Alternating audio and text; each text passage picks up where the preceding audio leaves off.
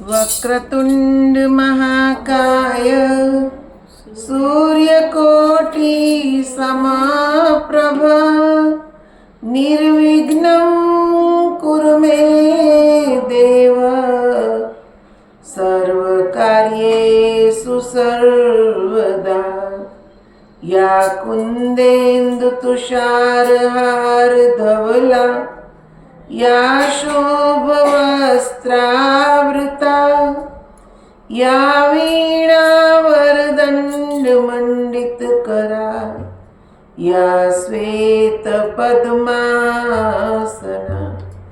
या ब्रह्माच्युत शङ्कर प्रभूतिभिर्देवे सदा वन्दिता। सा मां पातु सरस्वती भगवती निशेषजाड्यापहा। गुरुर्ब्रह्मा गुरुर्विष्णु गुरुर्देवो महेश्वर गुरुर्साक्षात् परं ब्रह्म तस्मै श्री गुरुवे नमः। नमो देव्ये महादेव्ये शिवाय सततं नमः। नमः प्रकृते भद्राय नियत प्रणतास्मताम। आइए हनुमंत बिराजिए कथा कहूँ अति अनुसार। प्रेम सहित गादी धरू पधारिए पवन कुमार सिया वर रामचंद्र की जय। रघुवीर रामचंद्र की जय। पवन सुत हनुमान की जय। उमापति महादेव की जय। मंगल मूर्ति मारुति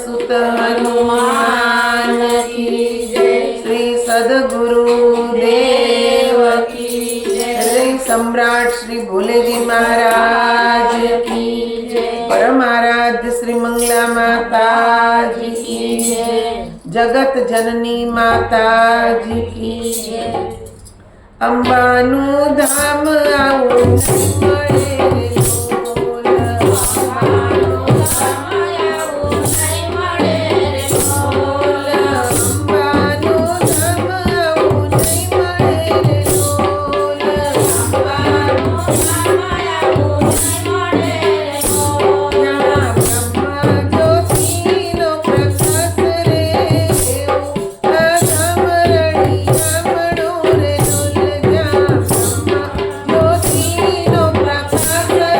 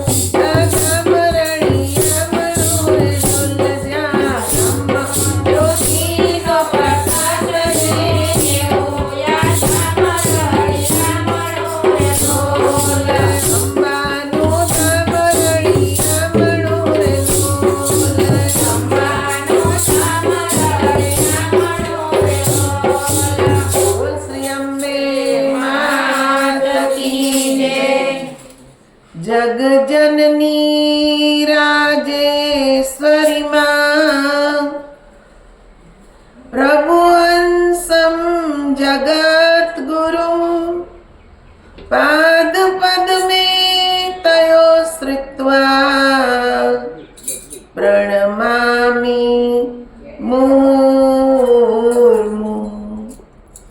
या देवी सर्वभूतेषु लक्ष्मीरूपेण संस्थिता नमस्तस्यै नमस्तस्यै नमस्तस्यै नमो नमः नमस्तस्यै नमो नमः नमस्तस्यै नमो नमः। आदरणीय माता बहनों, આપણે કેટલા સૌભાગ્યશાળી છીએ કે દેવી ભાગવતનું વાંચન થઈ રહ્યું છે ને આજે જ જેમના દ્વારા મને સંન્યાસ મળ્યો, જ્ઞાન મળ્યું, આત્મકલ્યાણ કઈ રીતે કરવું એનું માર્ગદર્શન મળ્યું, એવા અમારા જગતજનની શ્રી રાજેશ્વરી માનો આજ જન્મ દિવસ છે, જન્મ જયંતિ છે। માતાજીનું ટૂંકમાં હું તમને થોડો પરિચય આપું। માતાજી નાના એવા બાલ્યકાળથી જ માં ભગવતીની પૂજા કરતા। એમના માતા પિતા પણ ભગવાન શંકર માં પાર્વતીના પરમ ભક્ત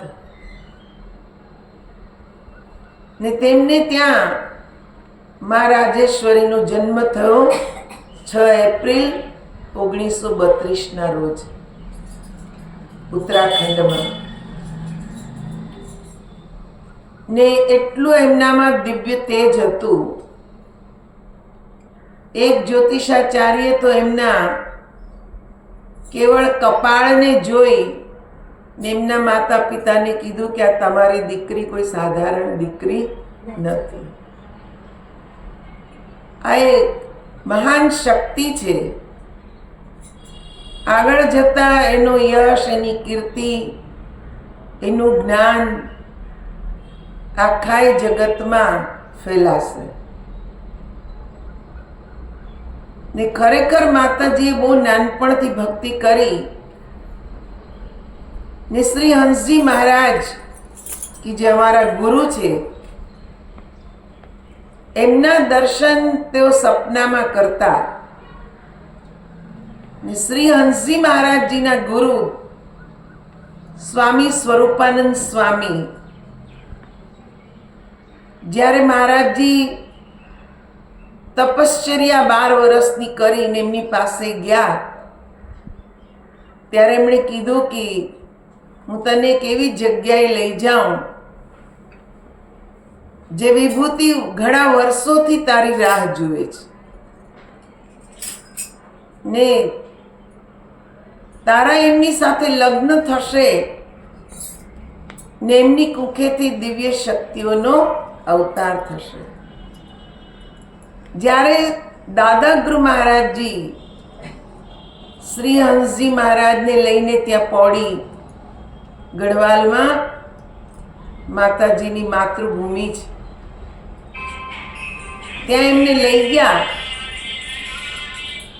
ને ત્યાં કે છે એમના માતા પિતાને મળીને બધી વાત કરી।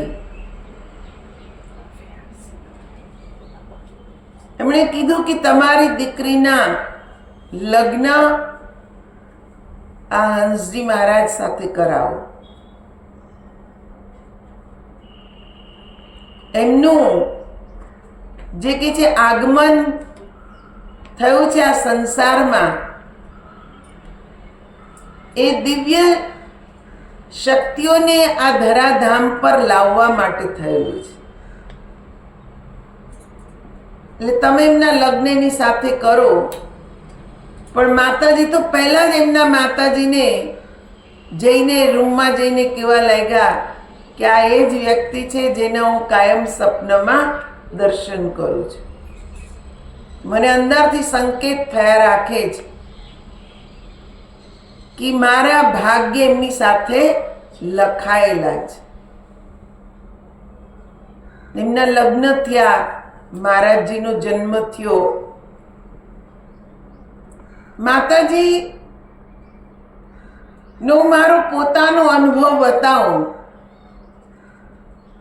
તો માતાજી એવા હતા કે જે મનની વાત જાણી જતા, જે મેં અનુભવ્યું છે. કેમ કે મને એમની સાથે રહેવાનો બહુ અવસર મળ્યો, એમની સેવા કરવાનો અવસર મળ્યો. એમનો જન્મદિવસ હતો ને મને એમ થયું કે માતાજી બધાની ભાવનાઓ પૂરી કરે છે. જે કોઈ જે લાવે, જે વસ્ત્ર લાવે, ચાહે ગરીબ હોય ચાહે અમીર હોય, એમને વસ્ત્ર આપે એટલે તરત પહેરીને આવીને બતાવે. એને ખુશી થઈ જાય ભગતને કે માતાજી મારું વસ્ત્ર પહેર્યું. એકવાર હું એમની સેવા કરી રહી હતી, લગભગ રાતના 2-2:30 વાગેલા ने माताजी मने कि देख बाहर तू देख, एक फौजी आया है, वो मेरे दर्शन के लिए रो रहा है. मैंने कहा माताजी अभी 2:30 बज रहे हैं, अभी कौन आया होगा? नहीं नहीं तू बाहर जा देख, वो आया है, वो रो रहा है, उसको जाना है, तू देख के आ. હું તો અહીંયા બહાર નીકળી ત્યાં માતાજી તો ચૂંદડી વગેરે ઓઢી ને તૈયાર થઈને બેસી ગયા. મેં બહાર જોયું તો ખરેખર એ ફौजी भाई बैठा था. मैं इन्हें पूछूं आप इतनी रात को क्यों आए? भाई लोग मंदिर में भी जाते हैं तो टाइम से दर्शन के लिए जाते हैं. रात को 2:30 बजे ये कौन सा दर्शन का टाइम है? और आपको पता भी आज पूरा दिन जन्मदिन था माताजी का, पूरा दिन माताजी व्यस्त रहे दर्शन देने में, सत्संग सुनाने में. कितने थक गए. ये मने केवा लगा माताजी कुछ भी करो, माताजी के दर्शन करा दो. मेरे को बॉर्डर पे जाना है, ऑर्डर हुआ है और मैं माताजी के दर्शन करके ही जाना चाहता हूँ. यही दिल्ली से मेरी ट्रेन है सुबह की, तो मैंने सोचा पहले दर्शन करूं तब जाऊं. तो गई हूं माताजी पासे तो ये तैयार ज होता है ना, बैठा है ना. मैंने कहा हाँ माताजी बैठा है, चल तू प्रसाद लेके आ, मैं जाती हूँ. माताजी आवीन बेसी गया. आवीन तरत है, क्यों रे इतनी रात को भी तू मुझे परेशान करता है? ये कोई दर्शन का टाइम है? वो फौजी कहने लगा माँ जी अभी सुबह की 5 बजे की मेरी ट्रेन है, मुझे बॉर्डर पे जाना है और मैं चाहता था कि मैं आपके दर्शन करके जाऊं, इसलिए मैं आ गया. अच्छा अच्छा कोई बात नहीं, ले ये प्रसाद.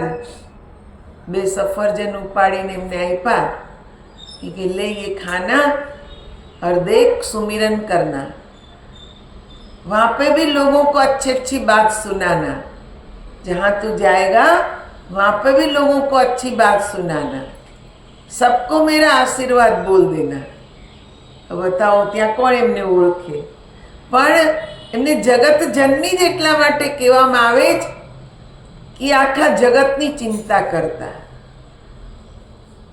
એકવાર હું અમેરિકાથી આવી દેહરાદૂનમાં માતાજી પાસે બેઠી હતી ને સવારમાં પેપર આવ્યું એટલે મારી પાસે વંચાવે इसको पढ़ना नाना नाना अक्षर होय देखाय नहीं. तो जापान में भूकंप आवेलो ने हजारों माणसों मर्या एमां. तो माताजी સાંભળીને એમની આંખમાંથી ડબડબ આંસू આવી ગયા।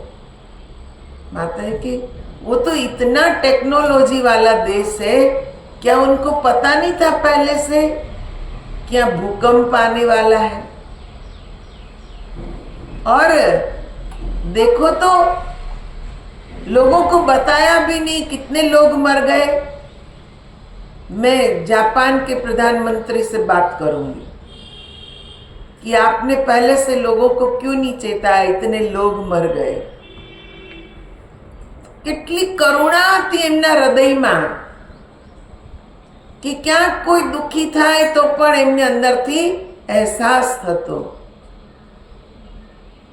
હું જામનગરમાં હતી, મને ત્યાં પ્રચારમાં મોકલી, કોઈ ઓળખાણ નહીં, કંઈ જ નહીં, ઘણી બધી તકલીફો આવી।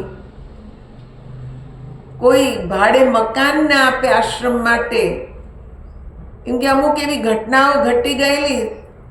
શંકરાચાર્ય ને એક સન્યાસી સાધુ વચ્ચે જે જામ સાહેબનું મંદિર છે એમાં કંઈક લડાઈ થયેલી, એટલે કોઈ સાધુ પર વિશ્વાસ કરે નહીં। એટલી બધી તકલીફમાં આવી ને પ્રોગ્રામ આવ્યો, ત્યાં ગઈ, જતાની સાથે જેવા મેં પ્રણામ કર્યા, क्यों रे वहां कोई तेरे को मकान भी नहीं दे रहा है? बताओ कोने कीधुं एमणे? सीधुं ज मने एवुं पूछ्युं, क्यों रे वहां तेरे को कोई मकान नहीं दे रहा है? कोई साधु पे विश्वास नहीं कर रहा है? कोई बात नहीं, अभी तू जाना, तेरे को बहुत लोगों का सहयोग मिलेगा। ने जेवुं बोलता है एमनी वाणी पण फळती। एक बार હું એમની ચરણ સેવા રાતના કરતી હતી ને મનમાં એક એવો વિચાર આવ્યો कि माताजी आप कितने लोगों को दर्शन देते हैं, उस ज्योति का दर्शन तो मैंने जिस रूप में करना चाहिए वैसा तो किया ही नहीं। आम चरण दबावता दबावता हूँ एक मन में प्रार्थना करूँ ने ત્યાં જ મને એકદમ ઊંઘ આવી ગઈ, ચરણોમાં માથું જેવું ઢળી ગયું ને મેં ત્યાં જોયું કે આખો રૂમ પ્રકાશથી ભરાઈ ગયો, ચારે તરફ પ્રકાશ પ્રકાશ પ્રકાશ। એક એવી અદ્ભુત અનુભૂતિ થઈ જ્યાં થોડોક માતાજી આમ પગ હલાવ્યો એટલે એકદમ ઝબકીને જાગી। મેં કીધું આ શું થઈ ગયું, હમણાં તો કંઈક જુદું જ હતું, અત્યારે હું કંઈક જુદી જ અવસ્થામાં છું, કેવી ગાંડી અહીંયા જ સૂઈ ગઈ। માતાજીના ચરણોમાં જ માથું આમ ઢળી ગયું, ઊંઘ આવી ગઈ। માતાજી કે क्यों तेरे मन की इच्छा पूरी हो गई? ઊંઘમાં બોલે, બોલો ये फैरा ત્યાં बोला, क्यों तेरे मन की इच्छा पूरी हो गई? देख लिया तूने? मैंने कहा हाँ माताजी, મારી આંખમાંથી આંસુ આવી ગયા। મેં કીધું કેવી એમને ખબર પડે છે? એક એવી અદ્ભુત શક્તિ હતા કે તરત કોઈ પણના મનની વાત જાણી જતા ને એવી એક એમનામાં એક એવી કલા કયો કે એવી એક શક્તિ કયો, તમને એકવાર મળે એટલે તમને એમ જ થાય માતાજી મારા જ છે, એવો ભાવ થયા વિના રહે જ નહીં। કોઈ પણ અજાણી વ્યક્તિ આવે, એકવાર એમની સાથે મુલાકાત થાય, માતાજી એ રીતે વાત કરે એની સાથે, એવો પ્રેમ આપે કે એને એમ જ થાય માતાજી મારા જ છે, કેટલું મારું ધ્યાન રાખે છે, કેટલી મારી ચિંતા કરે છે, એવો એક અદ્ભુત ભાવ અંદરથી થાય એમના માટે। એવી દિવ્ય શક્તિ હતા। જવાના દુનિયાથી ત્યારે પણ, ત્યારે તો હું આફ્રિકામાં હતી, મારી સાથે બીજા એક પણ દીદી હતા ને અમે કે જે બંને રાતના સૂતા ત્યારે પણ એમને સંકેત આપી દીધો। હું જો જ સૂતા સૂતા કે એટલો બધો પ્રકાશનો આમ સૂર્ય જેવો પ્રકાશનો ગોળો એ બધો મારામાં જાય ને મારી એકદમ આંખ ખુલી ગઈ। પાસે દીદી સૂતેલા, એ કેવા લાગ્યા, શું થયું? મેં કીધું આવી રીતે મને થયું। એની આંખમાંથી આંસુ कि मेरे को भी लग रहा है कुछ होने वाला है। माता जी आए और एक जोड़ी कपड़ा दिया और बोला कि अब मैं तुम्हें बुलाने वाली नहीं हूँ। ऐसा क्यों बोला माता जी ने? सवार में तो खबर पड़ी कि माता जी देह छोड़ी दीधो। जता जता संकेत आपी गया। आवा के छे शक्तिओ संसारमा आवे छे पण આપણે એને ઓળખી શકતા નથી। જ્યારે જ્યારે એમણે વચન આપેલું છે ને કે જ્યારે જ્યારે અધર્મ વધે, ધર્મની હાનિ થાય, ત્યારે શક્તિઓ ધરાધામ પર આવે છે। આજે એમનો જન્મદિવસ છે। આપણે એમના ચરણોમાં સાષ્ટાંગ દંડવત પ્રણામ કરી ને આગળની કથાનો આરંભ કરીએ।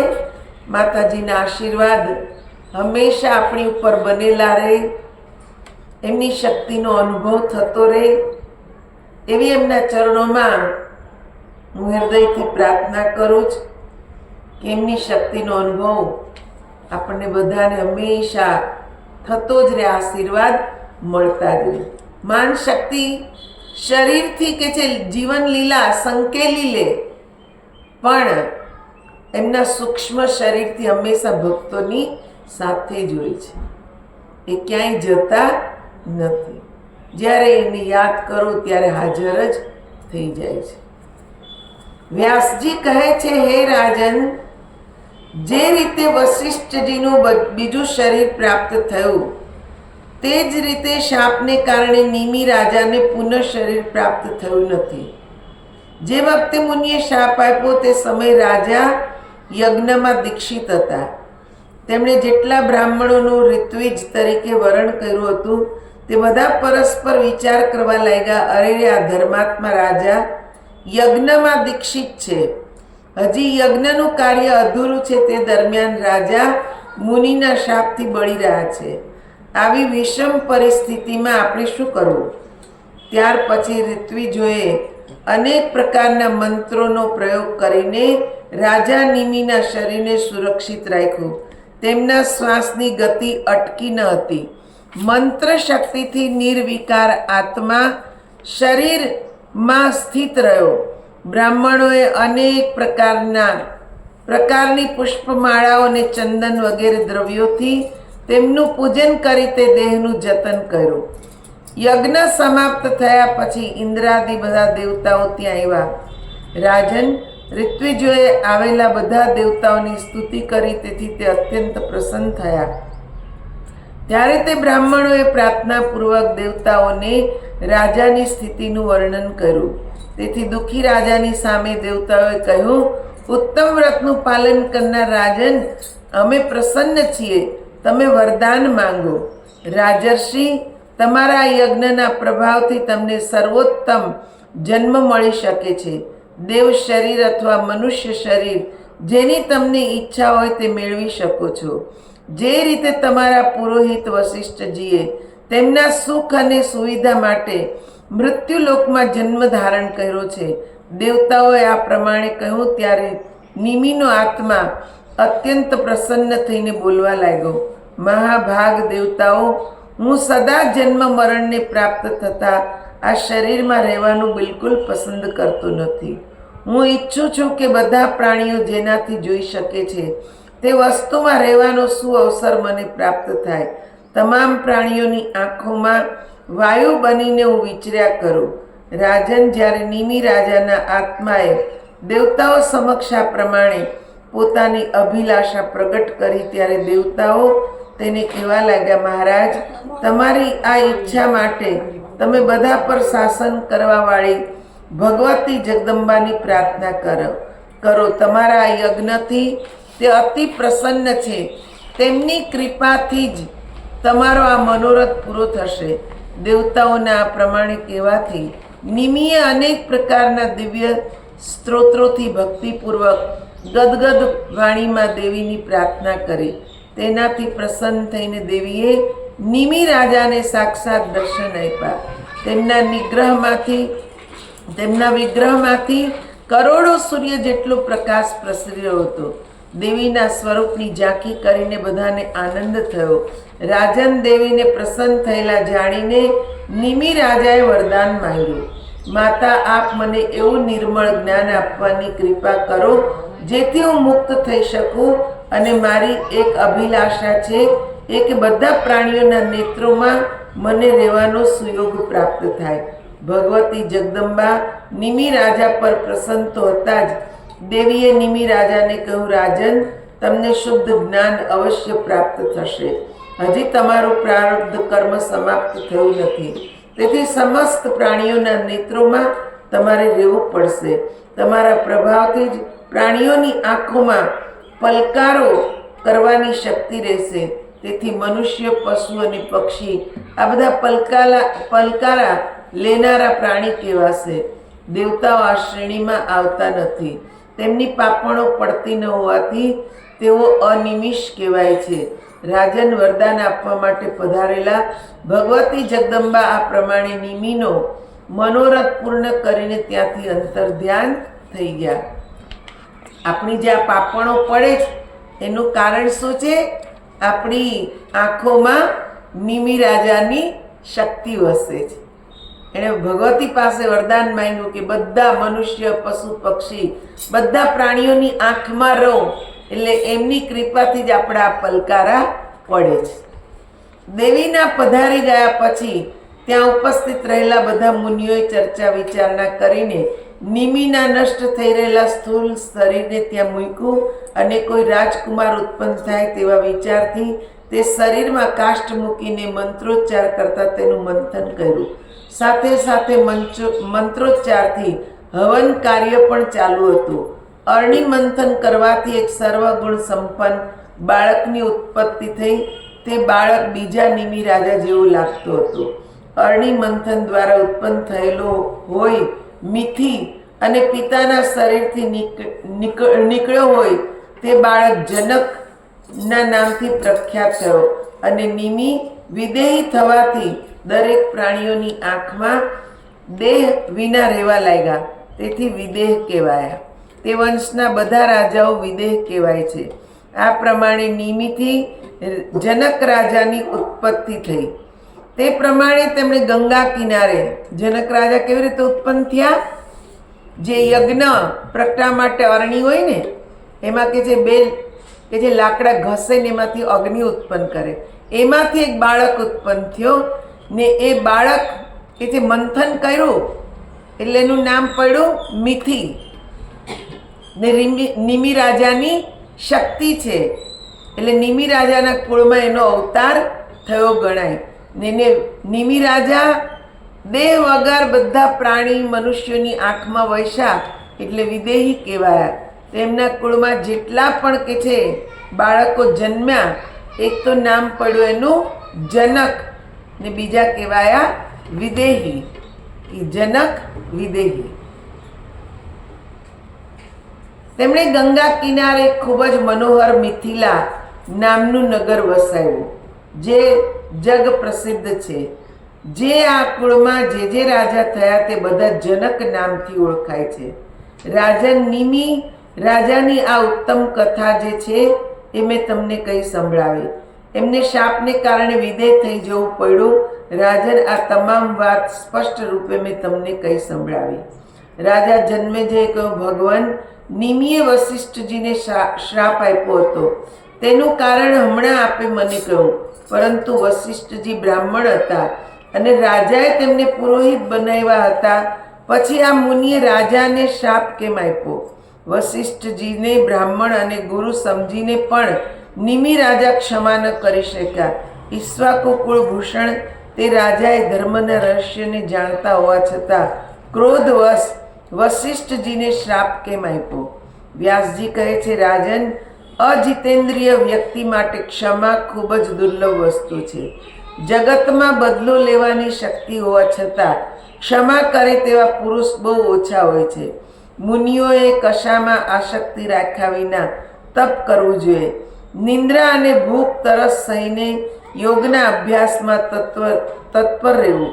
કામ, ક્રોધ, લોભ અને અહંકાર આ પ્રબળ શત્રુઓ મનુષ્યના શરીરમાં કાયમ રહે છે. મનુષ્ય તેને સમજી શકતો નથી. વશિષ્ઠ મુનિ બ્રહ્માજીના પુત્ર અને મહાન તપસ્વી હતા, છતાં તે 3 ગુણોથી પર રહી શક્યા નહીં. પછી મૃત્યુલોકના મનુષ્યોની તો વાત જ શી કરવી. મહાત્મા કપિલજી સાંખ્ય શાસ્ત્રના પૂર્ણ જ્ઞાતા હતા, પરંતુ દેવનું વિધાન ટાળી ન શકવાને લીધે તેમના દ્વારા સગર રાજાના પુત્રો બળીને ભસ્મ થઈ ગયા. તેથી હે રાજન, કાર્ય કારણ રૂપ અહંકારથી જ ત્રિલોકની ઉત્પત્તિ થાય છે, તો પછી મનુષ્ય તેના ગુણોથી મુક્ત કઈ રીતે રહી શકે? આવા મોટા મોટા મુનિઓ એ પણ કે છે કામ ક્રોધ અહંકારથી મુક્ત થઈ શક્યા નથી. તો કે મનુષ્ય તો એમાં ભરમાઈ જ જાય, આવી જ જાય. સંપૂર્ણ પ્રાણીઓમાં રહેલા ગુણોના અધિપતિ શંકર ભગવાન છે. તેમની ઈચ્છા પ્રમાણે પ્રાણીઓમાં ક્યારેક સત્વગુણની વૃદ્ધિ થાય છે, ક્યારેક રાજસની ને ક્યારેક તમોગુણની. ક્યારેક બધા ગુણો સમાન રૂપે રહે છે. આ પરમ પ્રભુ પરમાત્મા નિર્ગુણ, નિર્લેપ, અવિનાશી, અપ્રમેય અને સનાતન રૂપ છે. તેમના દર્શન બધા જ મનુષ્યો માટે અત્યંત દુર્લભ છે. તેમના જેવા અને તેમની સાથે બિરાજતા પરમ શક્તિ પણ છે. સચરાચર જગતની વ્યવસ્થા કરનારા તે દેવી 3 ગુણોથી પર છે, પરંતુ અલ્પ બુદ્ધિ મનુષ્યો તેમને જાણી શકતા નથી. પરબ્રહ્મ પરમાત્મા અને પરાશક્તિ, તેમાં કિંચિત માત્ર ભેદ નથી. તે સદા સર્વદા એકરૂપ છે. આવું જાણવાથી મનુષ્ય બધા દોષોથી મુક્ત થઈ જાય છે. આ જ્ઞાન મુક્તિનું અચૂક સાધન છે. એમ જેને વેદો મુક્ત કંઠે કર્યા છે, આ ત્રિગુણાત્મક સંસારમાં જેણે આ રહસ્યને જાણી લીધું, તેને મુક્ત થવામાં કોઈ સંદેહ નથી. જ્ઞાન પણ 2 પ્રકારના છે. તેમાં પહેલું શાબ્દિક જ્ઞાન, શબ્દથી થતું પરોક્ષ જ્ઞાન કહ્યું છે. શાબ્દિક જ્ઞાન વેદ શાસ્ત્રોના અર્થના વિશેષ જ્ઞાનથી તથા બુદ્ધિના યોગથી થાય છે. બુદ્ધિની કલ્પના પ્રમાણે આ જ્ઞાનના પણ ઘણા ભેદ છે. રાજન, અનુભવ નામનું જ્ઞાન દુર્લભ છે. તે જ્ઞાન ત્યારે મળે જ્યારે તેના જાણકારોનો સંગ થાય. તો શું કીધું કે શબ્દના પણ 2 પ્રકાર બતાવ્યા. શાબ્દિક જ્ઞાન, એક તો આપણે બધું વાંચન કરીએ શાસ્ત્રોનું, એ શાબ્દિક જ્ઞાન કહેવાય. ને બીજું છે અનુભવનું જ્ઞાન, જે કે છે શબ્દોમાં આવતું નથી. એનો આપણે અનુભવ કરવો પડે છે. આપણી અંદર આપણી આત્માને ઓળખવી, પરમાત્માના નામને જાણવું, અંદર જે કે છે નિરંતર નાદ ઉઠી રહ્યા છે એનું શ્રવણ કરવું. આ બધું અનુભવ ગમ્ય જ્ઞાન છે ને આ દુર્લભ છે. આ જ્ઞાન ત્યારે જ મળે જ્યારે એના જાણકારોનો સંગ થાય. જેણે એને જાણી લીધું હોય ને એવા જ્ઞાની કે છે ગુરુ મળે તો જ એનું જ્ઞાન થાય, નહીં તો થતું નથી. અનુભવ જ્ઞાનને દિવ્ય જ્ઞાન કહેવાય છે. જ્ઞાનમાં એવી યોગ્યતા નથી જેનાથી અંતઃકરણનો અંધકાર દૂર થઈ શકે. જેમ દીપકની ચર્ચા કરવાથી અંધકારનો નાશ થતો નથી. કર્મ એ છે જેનાથી મનુષ્ય બંધનમાં ન પડે, ને વિદ્યા તે છે જે મુક્તિ અપાવે છે. આ સિવાયના કર્મ માત્ર પરિશ્રમ જ છે, અને વિદ્યા જ્ઞાન માત્ર એક કળા હોશિયારી જ છે. તેનાથી કોઈ વાસ્તવિક લાભ થતો નથી. સદાચારનું પાલન કરવું, બીજાના હિતમાં તત્પર રહેવું, ક્રોધનો ત્યાગ કરવો, ક્ષમા, ધૈર્ય અને સંતોષ આ જ્ઞાનના ફળ માનવામાં આવે છે. રાજન, વિદ્યા, તપ અને યોગા અભ્યાસ વિના કામ ક્રોધાદિ શત્રુઓનો નાશ ક્યારેય થતો નથી. કામ ક્રોધાદિ વિકારોનું ઉદ્ગમ સ્થાન ચિત્ત છે. જ્યારે મન વશમાં હોય તો આ બધા જ વિકારો ઉત્પન્ન થતા નથી. રાજન, આ જ કારણે નિમિ રાજા વશિષ્ઠ મુનિને ક્ષમા ન કરી શક્યા. જે પ્રમાણે અપરાધ કર્યો હોવા છતાં શુક્રાચાર્યજીએ અયાતિને શાપ ન આપ્યો, છતાં ક્ષમા કરી દીધી. આવી ઉચ્ચ સ્થિતિ નિમિ રાજાની હતી નહીં. પૂર્વકાળની વાત છે. શુક્રાચાર્યજીએ અયાતિ રાજાને શ્રાપ આપ્યો હતો. તમે હમણાં જ ઘરડા વૃદ્ધ થઈ જાઓ. રાજાએ કશું જ કહ્યા વિના શાપનો સ્વીકાર કરી લીધો, વૃદ્ધત્વ સ્વીકારી લીધું. બરાબર છે, કેટલાક રાજાઓ શાંત સ્વભાવના હોય છે ને કેટલાક અત્યંત કઠોર હોય છે. રાજન બધાનો સ્વભાવ એક સરખો હોતો નથી, તેથી કોઈને દોષ આપવા જેવો નથી. પુરાણ કાળની વાત છે અને ભૃગુવંશી બ્રાહ્મણો હેહય કુળના ક્ષત્રિયોના પુરોહિત હતા.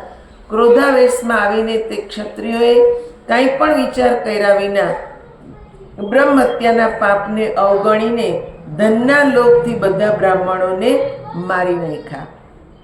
અહીંયા અધ્યાય 14 ને 15 આપણે પૂર્ણ કરીએ જ. હવે જન્મેજય રાજા પિતામહ, જેમણે બ્રહ્મ હત્યાની જરાય ચિંતા કર્યા વિના ભૃગુવંશી બ્રાહ્મણોનો વધ કરી નાખ્યો, તે ક્ષત્રિયોમાં બ્રાહ્મણો પ્રત્યે આવો વેરભાવ કેમ ઉત્પન્ન થયો? વિવેકી લોકો અકારણ ક્રોધ કઈ રીતે કરી શકે? તેથી આ વેરમાં કોઈ મોટું કારણ હોવું જોઈએ. એ સિવાય પાપથી દૂર રહેનાર શૂરવીર ક્ષત્રિયો નિરપરાધી પૂજનીય બ્રાહ્મણોની હત્યા શા માટે કરે છે? તેથી આ ઘટનામાં ખરેખર શું કારણ છે તે કહેવાની કૃપા કરો. કેમ કે જે એ લોકોને મારી નાખ્યા એનું કારણ મને જણાવો. સુજી કહે છે, આ પ્રમાણે જન્મેજય રાજાના પૂછવાથી સત્યવતી નંદન વ્યાસજી પ્રસન્ન થઈને કહેવા લાગ્યા. વ્યાસજી બોલ્યા, હે રાજન, ક્ષત્રિયો સાથે સંબંધ ધરાવતી આ અત્યંત પ્રાચીન અને આશ્ચર્યજનક ઘટના મને બરાબર યાદ છે. તે હું કહું છું, સાંભળો. હે વંશમાં અત્યંત ધાર્મિક અને બળવાન એક રાજા થયા. તેમનું નામ કાર્તવીર્ય હતું, પરંતુ તેમને 1000 ભુજાઓ હોવાથી તે સહસ્ત્રાર્જુનના નામથી પ્રસિદ્ધ થયા. તેમણે દત્તાત્રેય પાસેથી મંત્ર દીક્ષા લીધી હતી. તેમને કેટલાક લોકો ભગવાન વિષ્ણુના અવતાર છે એમ કહેતા. તે રાજાના ઈષ્ટ દેવતા ભગવતી જગદંબા હતા. શસ્ત્રાર્જુન પરમ સિદ્ધ મહાદાની ને ભૃગુવંશી બ્રાહ્મણોના યજમાન હતા. તે પરમ ધાર્મિક રાજાનો મોટા ભાગનો સમય દાન આપવામાં વ્યતીત થતો હતો. તેમણે અનેક યજ્ઞો કરીને પોતાની વિપુલ સંપત્તિ બ્રાહ્મણોને દાનમાં આપી હતી. તે વખતે રાજા કાર્તવીર્યના દાનથી ભૃગુવંશી બ્રાહ્મણો ખૂબ ધનવાન થઈ ગયા હતા. ઘોડા અને રત્નો વગેરે વિપુલ સંપત્તિને લીધે જગતમાં પણ તેમની મોટી કીર્તિ હતી.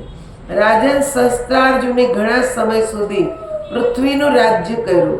તેમના મૃત્યુ પછી હેહય વંશના ક્ષત્રિયો બિલકુલ નિર્ધન થઈ ગયા. એકવાર તે ક્ષત્રિયોને સંપત્તિની ખાસ જરૂરિયાત ઊભી થઈ.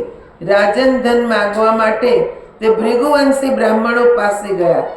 નમ્રતાપૂર્વક તેમણે બ્રાહ્મણો પાસેથી ધનની યાચના કરી, પરંતુ તે લોભી બ્રાહ્મણોએ તેમને બિલકુલ ધન આપ્યું નહીં.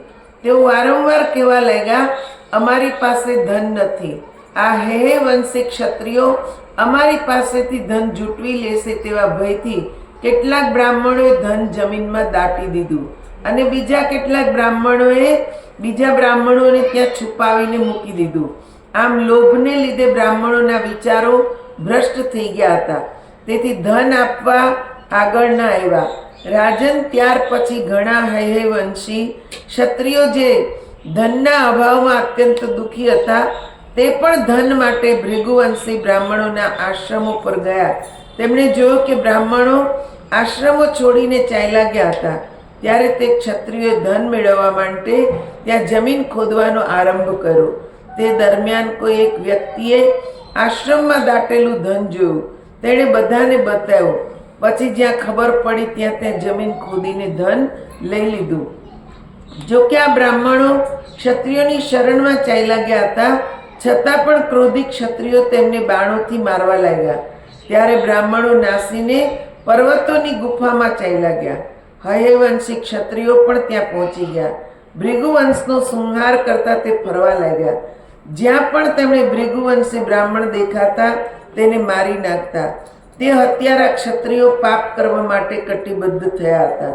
તેમના ભયંકર કાર્યથી જે સ્ત્રીઓના ગર્ભ પડી જતા તે બિચારી કુકુર પક્ષીની જેમ વલોપાત કરતી હતી.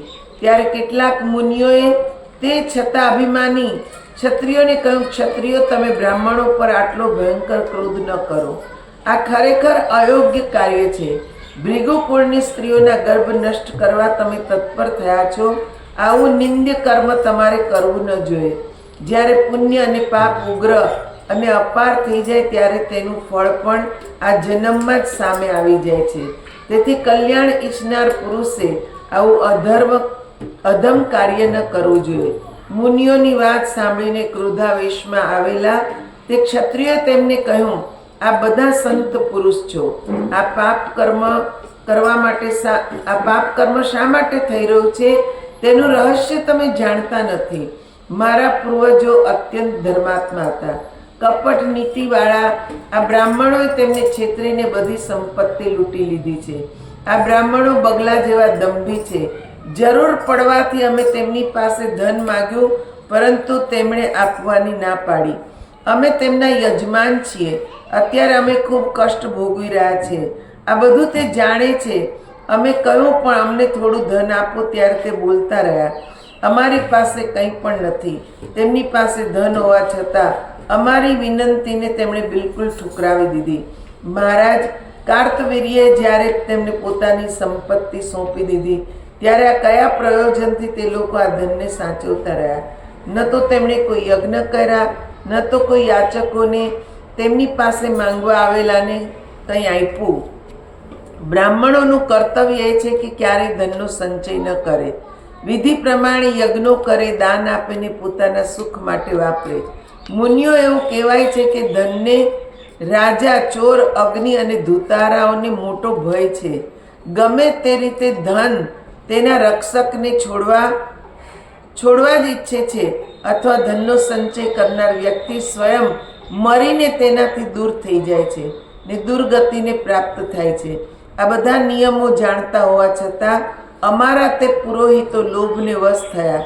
દાન, ભોગ અને નાશ, ધનની આ ત્રણ ગતિ છે. પુણ્યાત્માઓનું ધન દાન અને ભોગમાં ખર્ચ થાય છે, તથા પાપીઓ આ પ્રમાણે તેમની સંપત્તિ ગુમાવી બેસે છે. જે કંજૂસ છે તે ન ધનનું દાન કરે છે, ન ખાવા પીવામાં વાપરે છે. માત્ર ભેગું જ કરનારને બહુ કષ્ટ ભોગવવું પડે છે. તેથી ગુરુ સ્થાને બેઠેલા આધમ બ્રાહ્મણોને મારી નાખવાનો અમે નિશ્ચય કર્યો છે. આ બ્રાહ્મણો ધુતારા છે. મુનિઓ, આપ મહાત્મા પુરુષ છો, ક્રોધ કરશો નહીં. વ્યાસજી કહે છે, આ પ્રમાણે ખુલાસો કરીને તે ક્ષત્રિયોએ તેમનું કાર્ય ચાલુ રાખ્યું. ધનના લોભી તે ક્ષત્રિયોએ બ્રાહ્મણોને ખૂબ સતાવ્યા. મન માયનું પાપ કરવાવાળા તે દુષ્ટો બ્રાહ્મણોનો સંહાર કરવામાં સફળ થઈ ગયા. મનુષ્યના અંતઃકરણમાં રહેનારો લોભ મા શત્રુ છે. તે બધા દુઃખોની ખાણ છે. આ દુઃખદાયી લોભ કોઈને મારી નાખવામાં પણ અચકાતો નથી. બધા જ પાપનું મૂળ લોભ છે. લોભમાં પડીને મનુષ્ય ત્રણેય વર્ણોનો શત્રુ બની જાય છે. તેથી તેને બધા દુઃખો ભોગવવા પડે છે. મનુષ્ય લોભવશ થઈને સદાચાર અને કુળ ધર્મનો પણ ત્યાગ કરી દે છે. મા બાપ અને ભાઈ બંધુઓને પણ મારી નાખે છે. ગુરુ, મિત્ર, પત્ની અને બહેનના પણ પ્રાણ લેવામાં લોભી માણસ અચકાતો નથી. લોભી માણસની બુદ્ધિ નષ્ટ થઈ જાય છે. લોભી માણસ માટે કોઈ પણ દુષ્કર્મ કરવું અસંભવ નથી. કામ, ક્રોધ અને અહંકાર આ ત્રણેય મનુષ્યના શત્રુ છે, પરંતુ તેમાં લોભ બધાથી મોટો શત્રુ છે. લોભના વશમાં આવીને મનુષ્ય પોતાનો પ્રાણ પણ ખોઈ બેસે છે. આનાથી વધારે ખતરનાક બીજું શું હોઈ શકે? લોભી મનુષ્ય શું ન કરે? ત્યારે તો હેહૈવંશી ક્ષત્રિયોએ દુર્બુદ્ધિથી પ્રેરાઈને બધા ભૃગુવંશી બ્રાહ્મણોને મારી નાખ્યા. જન્મેજય પૂછે છે, મુનિરાજ, પછી ભાર્ગવ વંશની સ્ત્રીઓનો દુઃખના દરિયામાંથી કઈ રીતે ઉદ્ધાર થયો? તે બ્રાહ્મણોની વંશ પરંપરા જગતમાં કઈ રીતે ચાલુ રહે? લોભમાં રચ્યા પચ્યા તે હૈવંશી ક્ષત્રિયો અત્યંત દુરાચારી હતા. બ્રાહ્મણોને માર્યા પછી તેમણે શું કર્યું તે કહેવાની કૃપા કરો. વ્યાસજી કહે છે, હે રાજન, સાંભળો. જ્યારે હૈવંશી ક્ષત્રિયો ભાર્ગવ વંશની સ્ત્રીને અત્યંત દુઃખી કરવા લાગ્યા ત્યારે તે ભયભીત થઈને હિમાલય પર્વત પર ચાલી ગઈ.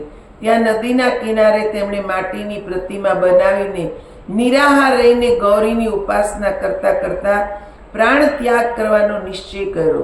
ત્યારે ભગવતી દેવીને તે સ્ત્રીઓના સપના આવ્યા અને કહ્યું, તમારામાંથી કોઈ એક સ્ત્રીની જાંગમાંથી એક પુરુષ ઉત્પન્ન થશે. મારા અંશરૂપ તે પુરુષ તમારું કાર્ય સંપન્ન કરશે. આમ કહીને ભગવતી જગદંબા અંતર ધ્યાન થઈ ગયા. સ્ત્રીઓ જાગી ત્યારે તેમને આશ્ચર્ય થયો. તેમાંની એક સ્ત્રીએ ગર્ભ ધારણ કર્યો હતો, પરંતુ તેને ક્ષત્રિયોનો ભય હતો, તેથી ત્યાંથી ભાગી ગઈ. ક્ષત્રિયો તેને ભાગી જતા જોઈ લીધી. તેમણે જોયું તો તે બ્રાહ્મણ સ્ત્રીના મુખ પર અત્યંત તેજ હતું. તેઓ તે સ્ત્રીની પાછળ દોડતા દોડતા કહેવા લાગ્યા, આ સ્ત્રીને તરત જ પકડીને મારી નાખો, કારણ કે તે ગર્ભવતી હોવાથી અહીંથી ભાગી રહી છે. આમ કહેતા હાથમાં તલવાર લઈને તે પેલી સ્ત્રી પાસે પહોંચ્યા. ભયથી ધ્રુજતી તે સ્ત્રી હત્યારા ક્ષત્રિયોને જોઈને રડવા લાગી. ગર્ભમાં રહેલા બાળકે સાંભળ્યું, માં રોઈ રહી છે, તે અત્યારે બહુ જ દયનીય સ્થિતિમાં છે. તેનું રક્ષક કોઈ નથી, તે તદ્દન નિરાધાર છે. ક્ષત્રિયોથી સંતપ્ત હોવાથી તેની આંખોમાંથી આંસુની ધારા વહી રહી છે. કોઈ ગર્ભવતી હરણી સિંહના પંજામાં પડી હોય તે રીતે માતાને ભયથી રડતા જોઈને બાળકના ક્રોધની સીમા ન રહી. તે સાથળ ચીરીને તુરંત બહાર નીકળી આવ્યો. જાણે કોઈ બીજો સૂર્યોદય થયો હોય તેવો લાગતો હતો. તે બાળકે તેના તેજથી ક્ષત્રિયોની આંખોનું તેજ હરી લીધું. તે બધા બાળકની સામું જોતા જ આંધળા થઈ ગયા ને જાણે જન્મથી જ આંધળા હોય તેમ પર્વતોની ગુફામાં આમ તેમ ભટકવા લાગ્યા. ત્યારે બધાએ મનમાં વિચાર કર્યો, અત્યારે આપણી આવી વિચિત્ર સ્થિતિ કયા કારણે ઊભી થઈ છે? આપણે બધા બાળકને જોઈને આંધળા થઈ ગયા. તેથી એવું લાગે છે કે આ બ્રાહ્મણ સ્ત્રીનો જ આ પ્રભાવ છે.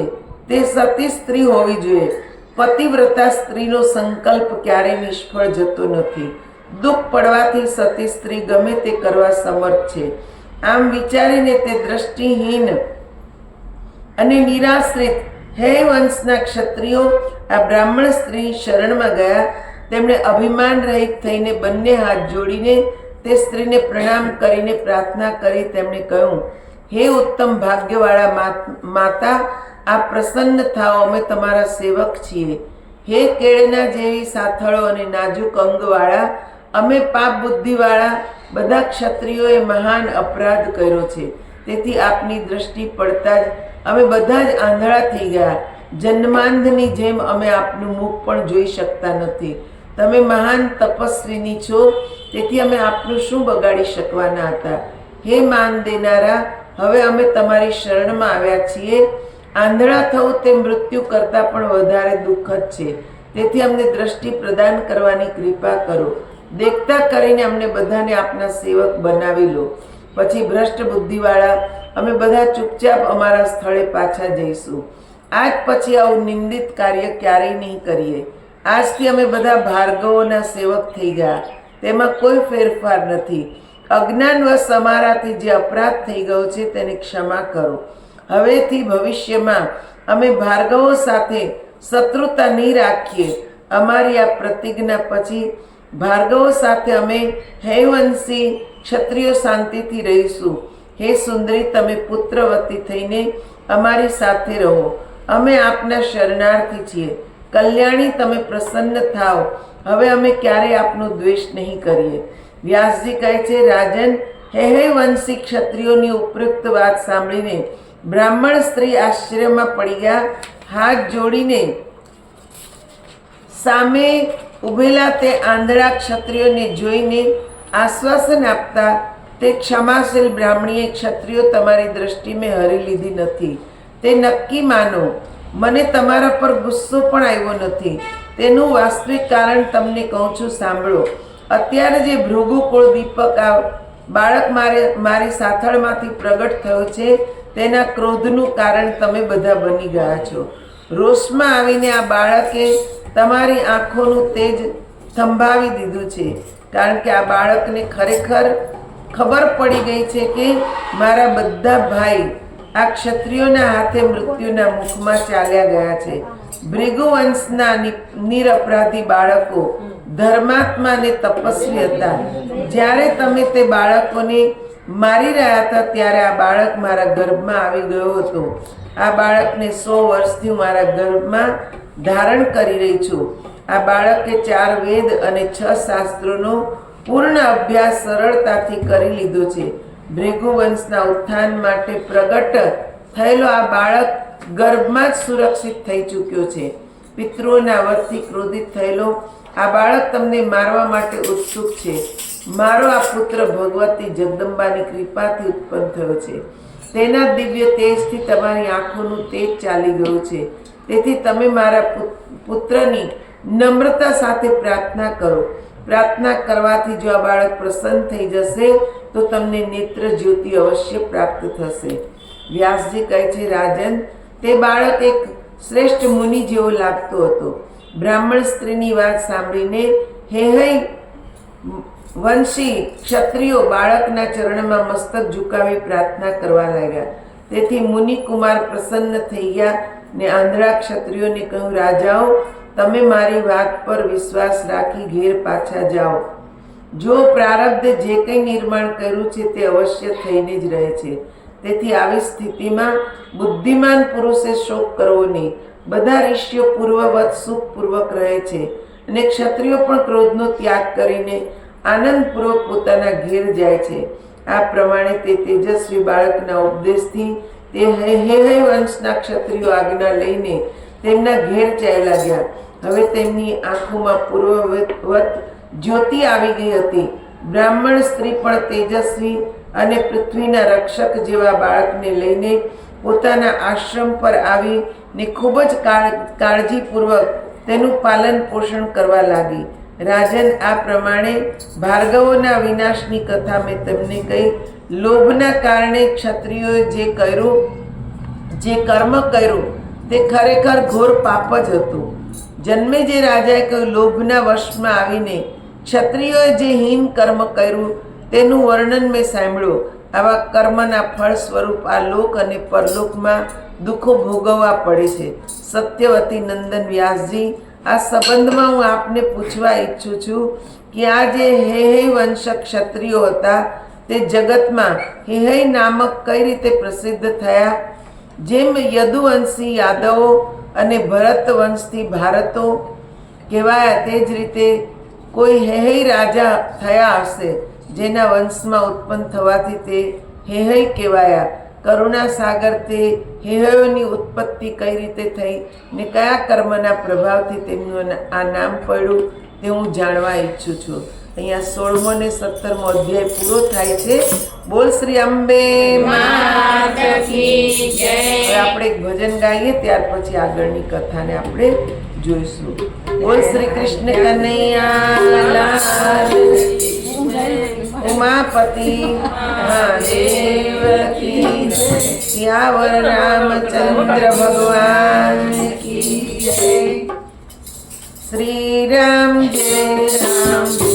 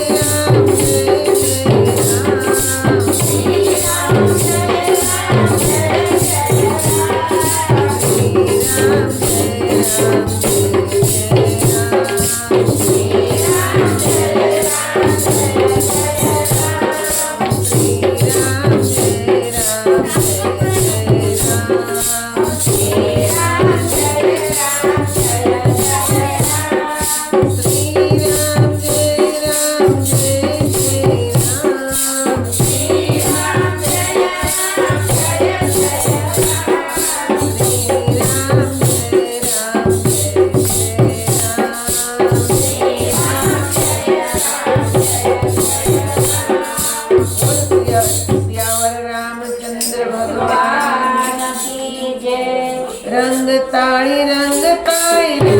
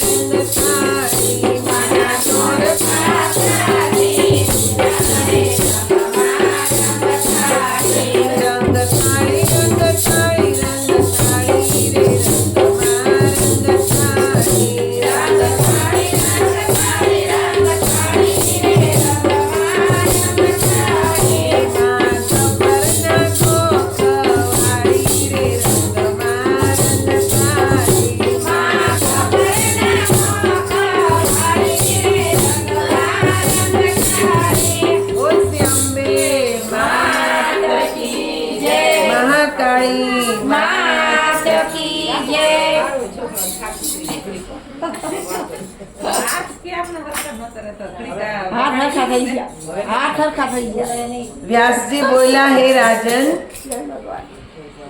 હે ઉત્પત્તિનો ઇતિહાસ તમને કહું છું તે સાંભળો. એકવાર ભગવાન વિષ્ણુએ લીલા માત્રથી લક્ષ્મીજીને ઘોડી બનવાનો શ્રાપ આપી દીધો. ભગવાનની પ્રત્યેક લીલામાં રહસ્ય હોય છે.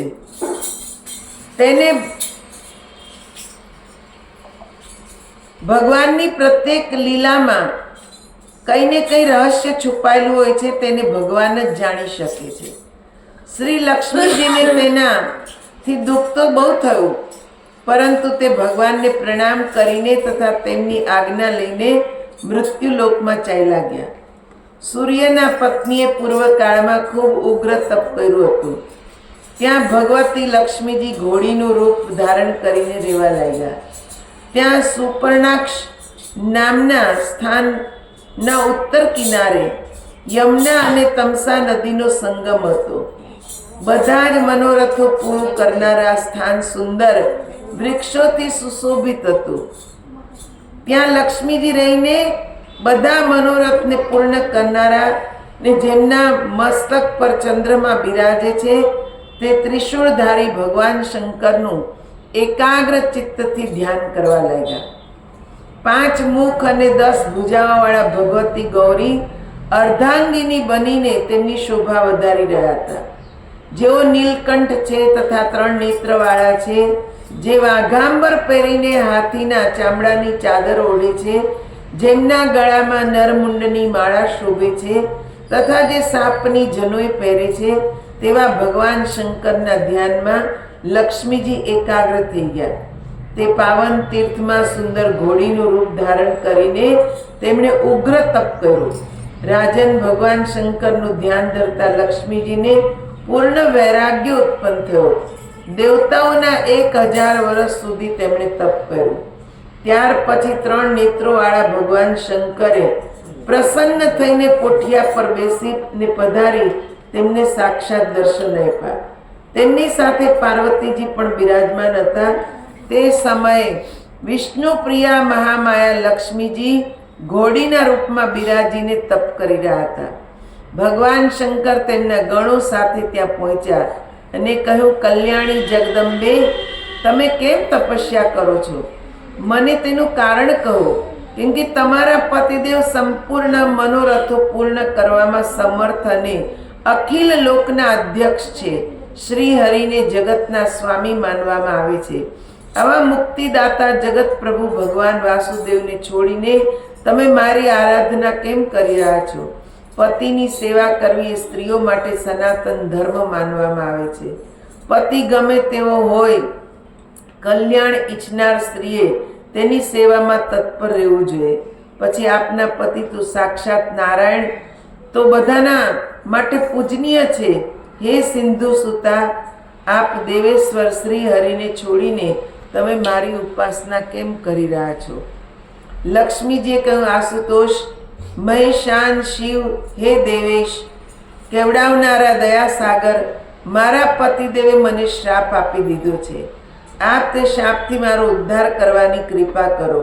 હે શંભુ, તેમણે શાપમાંથી મુક્ત થવાનો ઉપાય પણ કરી દીધો છે. તેમણે કહ્યું છે, લક્ષ્મી, જ્યારે તારાથી પુત્ર ઉત્પન્ન થશે ત્યારે શાપમાંથી મુક્ત થઈને તું વૈકુંઠમાં સ્થાન પ્રાપ્ત કરીશ. ભગવાન પતિદેવના પ્રમાણે કહેવાથી હું તપસ્યા કરવાના વિચારથી આ તપોવનમાં આવી છું. બધા મનોરથો પૂર્ણ કરવાવાળા આપ પરમ પ્રભુને મેં મારા આરાધ્ય બનાવી લીધા. દેવેશ, અત્યારે હું પતિદેવના સાનિધ્યથી વંચિત છું. તેઓ વૈકુંઠમાં બિરાજે છે, પછી તેમના અભાવમાં હું પુત્રવતી કઈ રીતે થઈ શકું? હે દેવેશ શંકર, જો આપ પ્રસન્ન હો તો વરદાન આપવાની કૃપા કરો. ગિરજાને પ્રેમ આપનારા પ્રભુ, આ રહસ્યો પતિદેવ પાસે ત્યારથી જાણું છું. આપ બંને મહાનુભાવો એક જ છો એવું સમજીને મેં આપનું ચિંતન કર્યું છે. અન્યથા આપની સેવા કરવાથી હું દોષની ભાગીદાર બનું. ભગવાન શિવ બોલ્યા, દેવી, હું અને શ્રી હરિ બિલકુલ એક જ છીએ. તમને આ રહસ્યની ખબર કઈ રીતે પડી? સુંદરી સિંધુ સુતા, મને સાચી વાત કહેવાની કૃપા કરો. દેવતા, મુનિ, જ્ઞાની અને વેદોના પારંગત પુરુષો પણ તર્ક વિતર્કમાં પડ્યા રહેવાથી અમારા બંનેના એકત્વના રહસ્યને જાણી શકતા નથી. મારા અનેક ભક્તો ભગવાન વિષ્ણુની અને વિષ્ણુના ભક્ત મારી નિંદા કરવામાં તત્પર રહે છે. દેવી, ખાસ કરીને કળિયુગમાં આવું વધારે બને છે. સમયના ભેદથી આ ભેદ વધતો જાય છે. કલ્યાણી મારામાં ને શ્રી હરિમાં બધી રીતે સામ્ય છે એવો ભાવ રાખવો બધા માટે મુશ્કેલ છે. પછી તમે કઈ રીતે જાણી ગયા? વ્યાસજી કહે છે, આ પ્રમાણે પ્રસન્ન થઈને જ્યારે ભગવાન શંકરે લક્ષ્મીજીને પૂછ્યું ત્યારે તેમણે આ જ્ઞાત પ્રસંગ કહેવાની શરૂઆત કરી.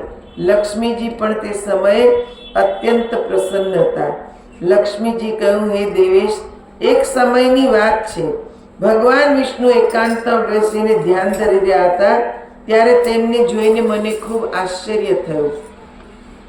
થોડી વાર પછી તેમની સમાધિ છૂટી. તેઓ અત્યંત પ્રસન્ન હતા. ત્યારે તેમને અનુકૂળ જાણીને મેં પૂછ્યું, પ્રભુ, આપ દેવતાઓના અધ્યક્ષ અને જગતના સ્વામી છો. જે સમય દેવતા, દાનવ અને બ્રહ્માજી વગેરે મળીને સમુદ્ર મંથન કર્યું હતું ને જ્યારે હું તેમાંથી નીકળી હતી ત્યારે મારા મનમાં વિચાર આવ્યો કે કોઈકને પતિ બનાવી દઉં. ત્યારે મેં બધી બાજુ નજર નાખી ત્યારે આપ બધા દેવતાઓમાં શ્રેષ્ઠ છો તેવું જાણીને હું પતિ તરીકે આપને વરી. હે સર્વેશ, તો પછી આપ કોનું ધ્યાન કરી રહ્યા છો? મને ખૂબ આશ્ચર્ય થઈ રહ્યું છે. કેટબના શત્રુ, આપ મારા પરમ પ્રેમી છો. મારી આ માનસિક ગડબડને દૂર કરવા કૃપા કરો. ભગવાન વિષ્ણુ બોલ્યા, હે પ્રિય, હું મારા હૃદયમાં જેનું ધ્યાન ધરી રહ્યો છું તેનો પરિચય આપું છું, સાંભળો. પાર્વતી પતિ ભગવાન શંકર બધામાં મુખ્ય છે. તેઓ આશુતોષ છે. તે દેવાધિદેવના પરાક્રમનો પાર નથી. ક્યારેક એવું થાય છે કે ત્રિપુરાપુરનો વધ કરવાવાળા તે દેવેશ મારું ધ્યાન કરે છે ને ક્યારેક હું તેમનું ધ્યાન કરું છું. તેમના પ્રિય પ્રાણ હું છું ને મારા પ્રિય પ્રાણ તે છે. અમારા બંનેનું ચિત્ત પરસ્પર ગૂંથાયેલું છે. તેથી અમારા બંનેમાં કિંચિત માત્ર ભેદ સમજવો જોઈએ નહીં. હે વિશાળ આંખોવાળી, જે ભગવાન શંકરનો દ્વેષ કરે છે તે મારા ભક્તો તો પણ નરકમાં જાય છે. આ બિલકુલ સત્ય છે. અહીંયા જો ભગવાન ખુદ કહે છે કે વિષ્ણુમાં અને શંકરમાં જે ભેદ માને એ નરકના અધિકારી છે. પણ એક એવો સંપ્રદાય છે કે જે ભગવાન વિષ્ણુની પૂજા કરે છે, ભગવાનના સ્વરૂપને માને છે, પણ શંકર ભગવાનનું નામ લેતા નથી. શંકર ભગવાનનો દ્વેષ કરે. આમ પોતાને પરમ વૈષ્ણવ ગણાવે કે અમારી જેવા તો કોઈ ભક્ત નથી. મંગળા આરતી કરે, પછી કે છે ભોગના દર્શન કરવા જાય, બપોરના સાંજના દર્શન કરવા જાય, ભીના કપડાં પહેરીને જાય. પણ શાસ્ત્રની વાતને માનવી નથી. શાસ્ત્રએ જે કીધું એ નથી કરવું. શાસ્ત્રની વિરુદ્ધ તમે તમારા ધર્મનું પાલન કરો તો એ કોઈ દિવસ કે છે ફળતો નથી. દરેક શાસ્ત્રમાં તમે રામાયણ વાંચો, ભાગવત વાંચો, ગીતા વાંચો, બધામાં એક જ વાત કહેવામાં આવે કે બધા ભગવાન એક જ છે, કોઈ અલગ અલગ છે જ નહીં. એ તો સમય અનુસાર એમને જેવું જેવું કાર્ય કરવું પડે એવું સ્વરૂપ લઈને આવે, એ કાર્ય કરે એવું એનું નામ પડી જાય. હે ને? કૃષ્ણ અવતારમાં આવ્યા, કૃષ્ણના કેટલા બધા નામ પડ્યા. ગોવર્ધન ગિરધારી, માખણ ચોર, રણ છોડ, હે ને? કેટલાય નામ પાડ્યા ગોપીઓએ. જેવું કામ કર્યું એવા નામ પાડ્યા. એ જ કૃષ્ણ ભગવાન વિષ્ણુનો અવતાર છે ને વિષ્ણુએ કેટલાય અવતાર ધારણ કર્યા. ભગવાન શંકરે પણ સમય અનુસાર જેવું રૂપ ધરવું પડે એવું રૂપ ધર્યું, એવા નામ એના પડ્યા. ને પછી આપણી બધા નામ પકડીને બેસી જાય છે જે ગુણવાચક છે. સાચું નામ પકડતા નથી. અહીંયા કીધું ને કે હું વિષ્ણુ, ભગવાન કે છે હું એ ધ્યાન કરું છું ને શંકર એ ધ્યાન કરે છે. પણ કોનું ધ્યાન કરે છે કોઈ જાણતા નથી. નહીં તો આપણે વિચારવું જોઈએ કે વિષ્ણુ ભગવાન ધ્યાન કરે, શંકર ભગવાન ધ્યાન કરે, બ્રહ્માજી ધ્યાન કરે, કૃષ્ણ ભગવાન ધ્યાન કરે, પ્રભુ રામ ધ્યાન કરે, બુદ્ધ ભગવાન ધ્યાન કરે, મહાવીર સ્વામી ધ્યાન કરે. તો આ બધા કોનું ધ્યાન કરે છે? આ બધા અવતારો જ છે. આપણે એને ભગવાન માનીએ, પણ એના ભગવાન કોણ? એ કોનું ધ્યાન કરે છે? એ ક્યારેય આપણે વિચાર કરતા નથી કે જેનાથી ઉત્પન્ન થયા છે, જેનું એ ધ્યાન કરે, એનું આપણે ધ્યાન કરીએ ને તો આપણો ઉદ્ધાર થઈ જાય. આ જ વાત સમજવાની છે. કથા તો આપણે બધી વાંચી જાશું, બરાબર, પણ જે મેઇન સમજવાનું છે એ વાત આપણે સમજતા નથી. લક્ષ્મીજીએ અહીંયા કઈ રીતે ભગવાન શંકર ને હરિમાં ભેદ નથી એની કથા તો કરી કે મેં તો અવતાર લીધો, તમને શ્રેષ્ઠ માયના સમુદ્ર મંથનમાંથી બહાર આવી ત્યારે તમને વરમાળા પહેરાવી, પણ તમારાથી એ શ્રેષ્ઠ કોણ? ભગવાને કીધું કે હું એ ધ્યાન કરું ને શંકરે ધ્યાન કરે છે, પણ કોનું ધ્યાન કરે છે એ બતાવ્યું નહીં. એ ક્યાં જવું પડે? આગળના અધ્યાયમાં આપણે જોયું કે જેણે એ તત્વને જાણ્યું હોય ને એવા ગુરુની પાસે જવું પડે, એવા તત્વદર્શી પાસે જવું પડે, એને પૂછવું પડે કે તમે ધ્યાન કરો તો એ કયું તત્વ છે, અમને એ બતાવો. આપણે પૂછીએ તો બતાવે, પૂછીએ જ નહીં તો આપણને કોઈ બતાવવાનું નથી. હું આફ્રિકામાં હતી ત્યારે રાજવીર જેવો જ એટલી જ ઉંમરનો એક દીકરો એના મમ્મી પપ્પા સાથે આવે ને ત્યારે ભગવદ્ ગીતા હું વાંચતી હતી. તો ભગવદ્ ગીતામાં રોજ આવે કે ભગવાનને ઓળખો, ભગવાન એમ કે ને આત્માને ઓળખ, આત્માને ઓળખ. એણે 3 દિવસ સાંભળ્યું, ચોથા દિવસે આવ્યો મારી પાસે. એ કે તમે આત્માને જોઈ જ? મેં કીધું હા. એ કે તો મને બતાવો, મારે એને જોવું છે. એ કે તમે 3 દિવસથી કહો કે પૂછો પૂછો, આજે હું તમને પૂછવા જ આવ્યો છું કે તમે આત્માને જોઈ જ ને? જોઈ તો મને બતાવો. મેં કીધું હા મેં તો જોઈ જ. તો કે મને બતાવો. મેં કીધું આ 7 દિવસની ગીતા પૂરી થવા દે, 10 દિવસની આ ગીતા પૂરી થઈ જાય પછી તું તાર મમ્મી પપ્પાને લઈને આવજે, તમને બધાને એક સાથે બતાવીશ. એ કે સાચે જોઈ શકાય? મેં કીધું હા જોઈ શકાય, આપણે જોવું હોય. એ કે હા મારે તો એ જ જાણવું. નાનેથી ભગવાન શંકરની પૂજા કરું તો મને એમ થાય ભગવાન શંકરનું જ્યારે ફોટો જોઉં તો એમની આંખ છે એ આંખમાંથી આમ પ્રકાશ બતાવે તો મને એમ થાય કે આપણે આવી આંખ હશે, આપણામાંથી આવો પ્રકાશ નીકળતો હશે. આવા બધા મને બહુ વિચારો આવે એ કે ભગવાન શંકર કોનું ધ્યાન કરતા હશે. આવું નાનેથી વિચારું છું. કેમ કે એકવાર દાદીમાએ કીધું તો ભગવાન શંકર ધ્યાન કરે, તો કે મારા મનમાં બેસી ગયું કે કેવી રીતે ધ્યાન કરતા હશે, કોનું ધ્યાન કરતા હશે. એ કે આજે તો આ બધું તમારી પાસેથી સાંભળવા મળ્યું એટલે હવે હું તમને છોડવાનો નથી. તમે મને જ્ઞાન બતાવો, એ કોનું ધ્યાન કરે, શું કરે, એ બધું હવે અમારે પ્રેક્ટિકલ જાણવું જ છે. થિયરી તો બધી સાંભળ્યા જ રાખે છે. તમે વિચાર કરો, એ 13-14 વર્ષનો બાળક પણ પૂર્વજન્મના સંસ્કાર જાગેલા, એટલે જ એના મનમાં એ ભાવ જાગ્યો કે મારે આને જાણવું છે. જ્યારે જાણ્યું, જ્ઞાન આપ્યું મેં એને ને ધ્યાન કરવા લાગ્યા બંને ભાઈ, એના મમ્મી પપ્પા, ત્યારે એ કેવા લાગ્યો કે અત્યાર સુધીનું બધું પાણીમાં ગયું. હજી તો એ 12-13 વર્ષનો દીકરો, તો એને એમ લાગે છે કે મારી આટલી અત્યાર સુધીની જિંદગી બધી પાણીમાં જ ગઈ. આટલા નજીક ભગવાન, આટલું સરસ એનું સ્વરૂપ, આટલું સરળતાથી જોઈ શકાય, તોય કે છે અમે બધા ગાંડા જ છીએ, બહાર જ દોડીએ છીએ, અંદર દોડતા નથી. પૂછ્યા વગર આપણને કંઈ મળવાનું નથી. હા, પૂછ્યા વગર નહીં મળે. સાંભળવાથી તો કલ્યાણ થવાનું જ નથી. હે માગ્યા વગર માય પીરસે નહીં. બસ તમે બધા પ્રાર્થના કરો પછી જ્ઞાન તમને મળે.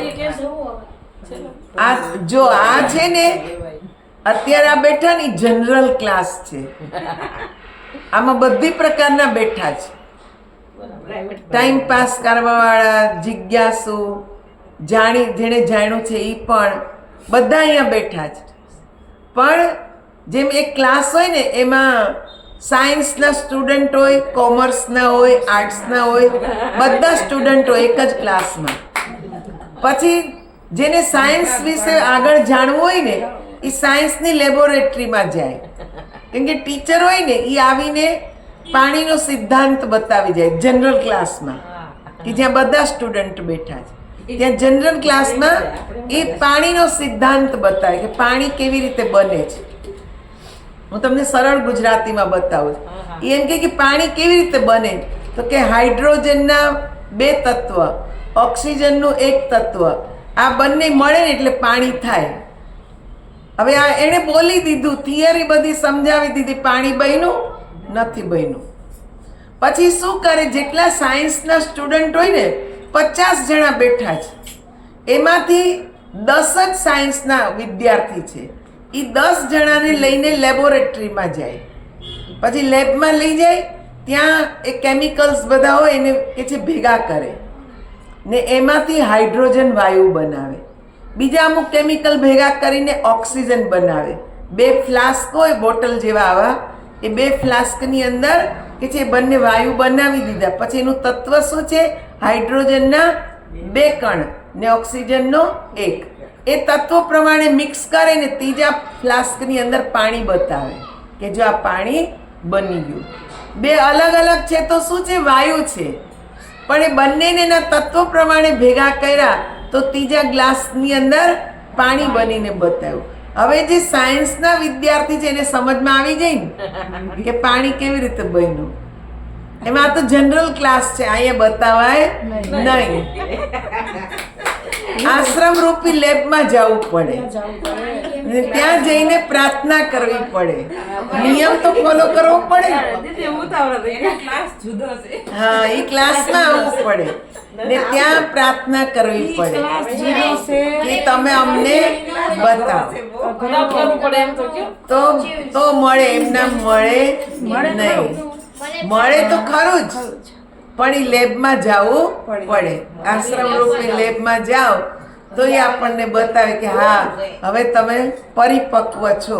લેવું હોય તો વહેલી તકે લઈ લેજો. ચોખ્ખું કહું છું તમને, લેવું હોય તો વહેલી તકે લઈ લેજો. નકર હવે પછી કેમ કે સમય આપણી પાસે વચ્ચે છે. હું તમને બતાવું સમય કેટલો નાજુક છે.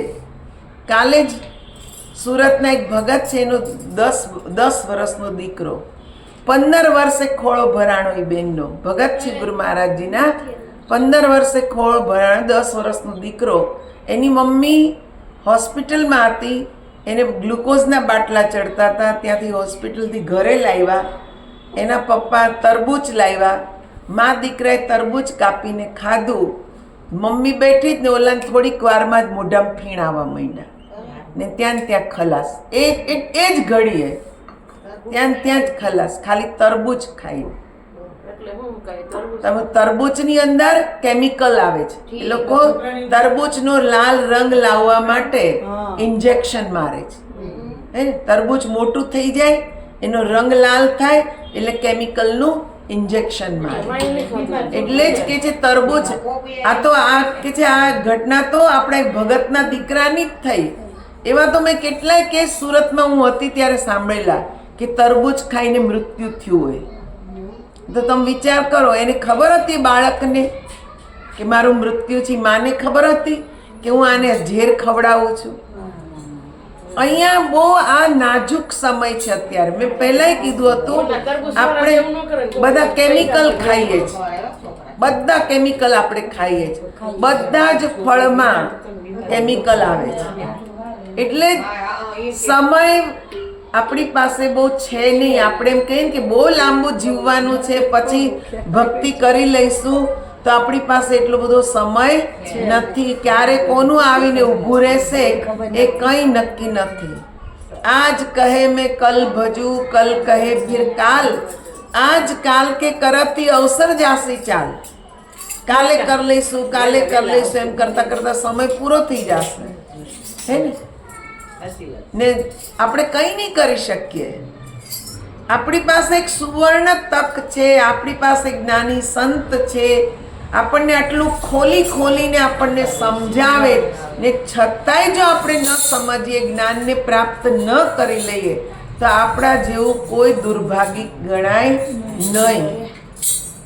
આ જાણી લેવા જેવું છે. વારંવાર શાસ્ત્ર આપણને આટલું ખુલ્લી રીતે કહે છે, ને જો તોય વાત સમજમાં ના આવે તો પછી ક્યાં સમજવા જવાના? બીજો કોઈ કે તમને સમજાવવા વાળો મળવાનો નથી. પાર્વતી પતિ એકાંતમાં મારા પૂછવાથી સર્વ સમર્થ દેવાધિદેવ ભગવાન વિષ્ણુએ આ પ્રસંગ મને કહ્યો, તેથી શ્રી હરિના અભિન્ન પ્રેમી જાણીને હું આપનું ધ્યાન કરું છું. હે મહેશાન, આપ એવું કરો જેથી મારા પતિદેવ મારી સાથે સુયોગ સુલભ બને. વ્યાસજી કહે છે, લક્ષ્મીજીની આ વાત સાંભળીને બોલવામાં ચતુર મહેશ્વરે મધુર વાણીમાં આશ્વાસન આપી કહ્યું, સુંદરી, ધીરજ રાખો. હું તમારા તપથી અત્યંત પ્રસન્ન છું. તમારા પતિદેવ તમને અવશ્ય મળશે, તેમાં કોઈ શંકા નથી. તે જગદીશ્વર મારી પ્રેરણાથી ઘોડાનું રૂપ લઈને તમારી કામના પૂરી કરવા માટે અહીં આવશે. હવે તમને આ કથામાં સમજાય છે, આપણે રાંદલમાંનો ઘોડો ખૂંદીએ છીએ, આ એ જ સ્વરૂપ છે.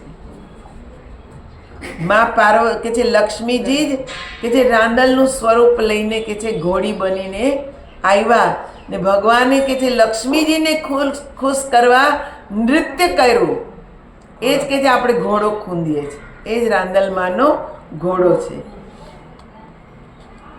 હે સુંદર ભ્રમરો વાળા, તમે તેમના જેવા પુત્રની માતા અવશ્ય બનશો. તમારો પુત્ર બધા માટે આદરણીય થશે ને સમસ્ત ભૂમંડળનો રાજા બનશે.